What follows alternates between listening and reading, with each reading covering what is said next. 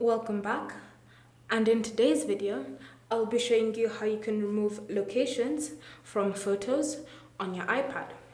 So the first step is to launch the Photos app, then select the photo you want to remove the location from. Next, tap on this icon here for information, and then you should see your current photo location. So tap on Adjust and then select No Location. Then close this menu here, and now this photo no longer has a location.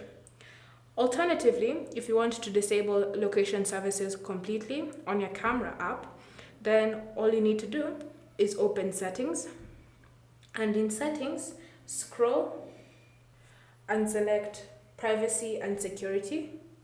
Then tap on Location Services, select Camera, then choose Never. This means that now whenever you take photos, a location won't be added to the images. Thank you for watching. If you have any questions or comments, leave them down below and we'll get back to you.